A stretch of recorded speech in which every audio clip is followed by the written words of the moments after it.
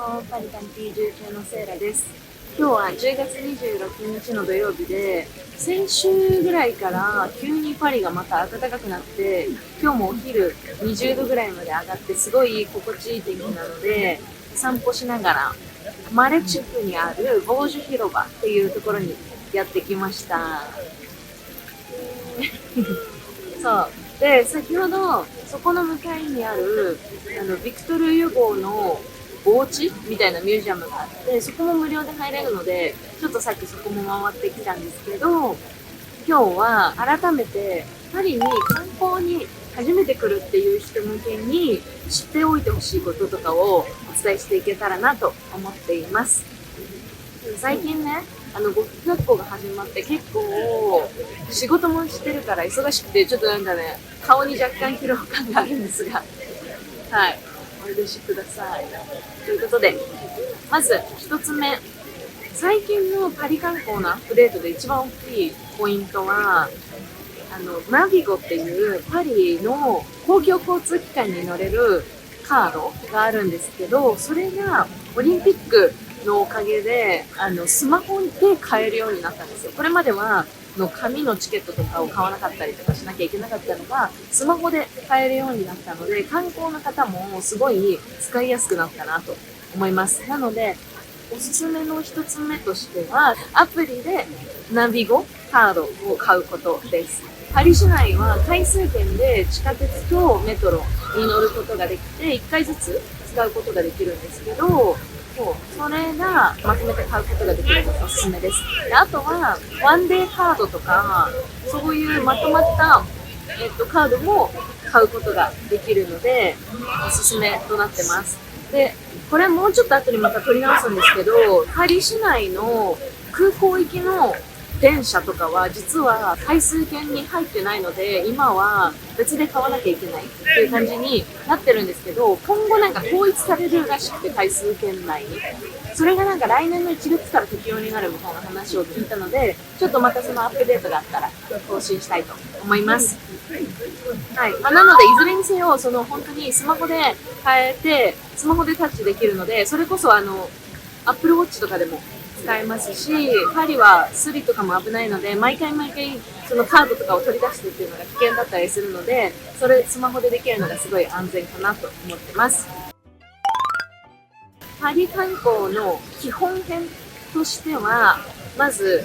お店に入るとき、スーパーもそうですし、どこのファッションのお店もそうですし、レストランとかでも必ず入るときに目を見て挨拶をするっていうのがフランスの特徴かなと思います。日本の場合はなんかあえて逆に目を合わせないみたいなこともあったりすると思うんですけど、フランスはちゃんと挨拶をすることで変な人じゃないと思われるというか、この人ちゃんと素晴らしいお客さんだなと思ってもらって、その後も素晴らしい対応をしていただけるので、逆に挨拶しないと何この人ルーみたいな、失礼かもみたいな感じになっちゃうので、挨拶をした方がいいです。で、入る時の挨拶がボンジュールで、夕方になるとボンスワーになります。で、出る時の挨拶が、オーバーがさよならっていう意味で、あとはボンジョフネとかボンスワーフっていうのが、ボンジョフネがいい一日を、ボンスワーフがいい夜、素敵な夜みたいな感じの意味になるので、そのシチュエーションに分けてそれを使うのがおすすめかなと思います。私の場合はだいたいMerci、オーバーとか、Merci、ボンジョフネとか、なんかそういうのを組み合わせて何個か言ったりしてます。はい。が、パリ観光の基本編1。基本編2が、スーパーの場合なんですけど、日本の場合は、カートを置いたら、店員さんが全てこうやってピッてやって、カートに入れてくれたりとかするんですけど、パリは自分で商品を出しておかなきゃいけないので、そこが違いとして覚えておいてください。なので、それが本当にドラッグストアに行くときもそうですし、どこのスーパーとかに行っても大体そんな感じのルールになってます。で、3つ目は、スーパーは日曜日が閉まってることがあるということです。労働者の休息が必要みたいな文脈ももしかしたらあるかもしれないですけど、多分そういうキリスト教系の日曜日はみんなでミサに行くみたいなところから来てるかなと思っていて、で、パリの場合はかなりもう観光化されてるので、結構空いてるところが正直今は多いんですけど、基本的には閉まるところも多いですし、あとはちょっとパリから離れて小さな地方都市とかに遊びに行くときは結構土日に閉まってるところとか、土曜日の早めに午前中だけ空いてても、それ以降閉まってるとかも結構多かったりするので、曜日は要注意かなと思います。で、ブーランジェリーとかパン屋さんとかは逆に月曜日とかがお休みだったりするケースもあるので、曜日は要注意かなと思います。続いてが服装についてです。で、服装の質問がよく本当にいただく質問で、インスタグラムの DM でもよく最近どんな服装をしていけばいいですかっていうご質問をいただくんですけど、まずフランスの気候として知っておいてほしいことの一つ目が、めっちゃ気候がコロコロ変わるっていうことがまず一つ目として知っておいてほしいことになります。で、例えば今週はすごい暖かくて昼間は20度ぐらいだったりするんですけど、先々週は昼間でも10度ぐらいだったりとかするぐらい、本当に冬になるからどんどん寒くなるとかっていうよりも、秋っていうこともあるんですけど、なんかめっちゃ寒い週もあれば突然暖かくなる週もあるみたいなのが結構本当にパリの気候っていう感じなので、1ヶ月後の気候とかは本当に誰にもわからないっていう感じだったりするっていうのをまず知っておいていただけると良いかなと思います。あと知っておいてほしいこと2つ目は、朝と晩の気温がかなり変わる。めっちゃベーシックな話なんですけど、日陰と日向も結構気温とか体感が変わるっていうのが私の印象で、観光で来てる方は大体本当に朝早くに出て夜まで出かけるって方が多いので、脱ぎ着して体温調整をできるようにしておくっていうのは本当にマストかなと思います。日本の場合は場所にもよると思うんですけど、結構一日を通してそんなに10度も変わることはもしかしたらないかもしれないですけど、フランスは結構よくあるので、朝はヒートテックとかまで着ていくけど、昼間はなんかヒートテックも脱いでなんかずっと歩き続けてたら半袖で十分みたいなこととかもあったりするっていうのがフランスの気候の特徴かなと思います。で、知っておいてほしいこと3つ目としては、パリの場所なんですけど、もちろん緯度とかだけで気温は測れないんですけど、基本的には北海道よりも上に位置してるっていう感じなので、東京よりは基本的には寒いことが多いかなと私は思ってます。はい、なので関東方面から来る方とかそれ以外の方々も基本はそこよりは寒いっていう想定で来ていただけると良いかなと思います。で、知っておいてほしいこと4つ目は、フランスはみんなこういう格好をしているっていうなんかスタンダードが本当になくって、例えばライトダウンを着てる人のそばでタンクトップで歩いてる人がいるみたいな感じの国なんですよ本当に。なのでその人がしたい格好をしてていいっていうのが大前提としてあるので、この気候でこういうコートとか着てたら変かなみたいな、そういう人の目とかは本当に気にしなくてよくて、自分がどう感じるかってどうしたいかっていうのを重視して格好を選んでもらえたら良いかなと思います。私の場合はファッションに関しては、それこそ本当にフランスにまだ観光し慣れてない学生時代とかに来てた時はあえてみすぼらしい格好をした方がいいっていう風に言われてたので、スリとかに合わないように、なのでそういう格好をしていたんですけど、最近は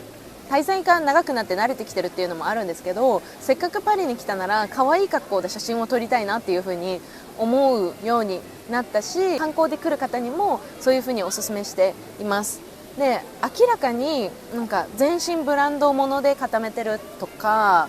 あとはそのスリに合いやすい格好をしたりとか警戒していないっていうところが見て取れるとスリに合うケースもあるんですけど、可愛い格好をしてる分には全然おしゃれな方はたくさんいるので、それは本当に自分らしく自分らしいファッションを楽しんでもらって良いんじゃないかなと思ってます。はい。で、実際ブランドバッグを持ってる方々ももちろんいらっしゃいますし、でももちろんそれは慣れてる方とか、もしかしたら最悪1個ぐらいひったくられても大丈夫みたいな方とかかもしれないんですけど、私の場合はまだちょっと不安だったりするので、そんなにたくさんは持ち歩かないかなと思います。ファッションに関してはそういう感じです。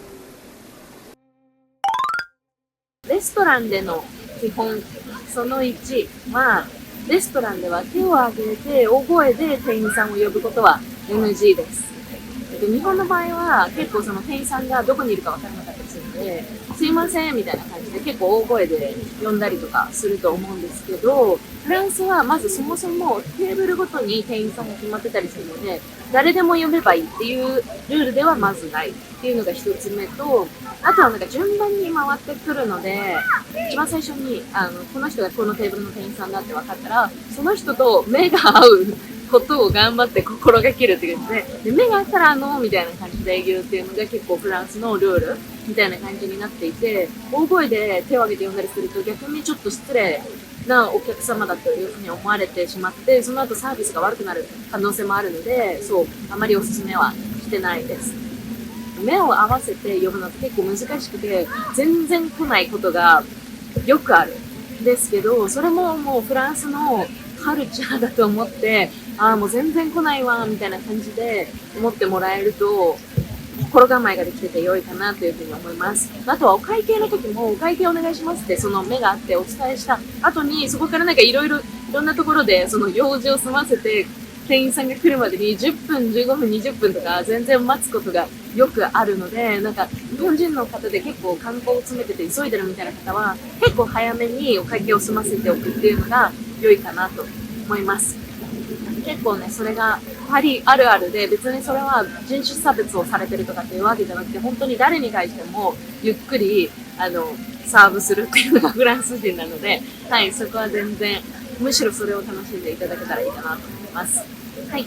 で、フランス観光レストラン編の基本2つ目としては、チップについてです。で、日本人にとっての海外って結構アメリカのイメージが強いと思うので、チップを払わなきゃいけないっていう風に思ってる方がたくさんいると思うんですけど、実はフランスはサービス料が込みでレシートに書かれているので、基本的には払わなくていいっていうのが基本の考え方になります。なんですけど、その観光地だと観光客っていう風に思われてるので、チップどうするみたいなことを逆にレストラン側が聞いてくる場合もありますし、あとは自分自身がすごいいいサービスを受けたなって思った場合は全然フランス人でもチップを渡すっていうケースは多くあるので、そこは本当にご自身がどう感じたか次第で判断いただけたら良いのかなと思います。で、私は観光地でなんかカフェとかをしていて、で、チップを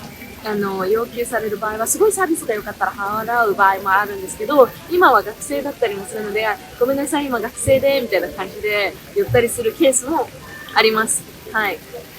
なので、自分がいいと思ったら全然払うと良いかなと思うんですけど、言われたから必ず払わなきゃいけないっていうわけではなかったりはするのかなと思ってます。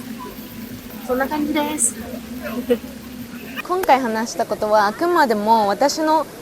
感じてる主観だったりとか、あとは文化のことなので 100% こうであるっていう話ではないんですけど、私が今感じてることとしてお伝えさせてもらってるので、参考程度にお聞きいただけると嬉しいです。私本当にパリが大好きで、パリ人がどういうふうに暮らしについて考えているのか、人生とかパリ人の思考みたいなことを学んでいきたいなというふうに思っていて、ちょっとまたそういう企画も考えているので、こういうことを知りたいとかあれば、ぜひコメント欄にお寄せいただけると嬉しいです。ということで本日も最後まで見てくださってありがとうございました。また次の動画でお会いしましょう。バイバーイ。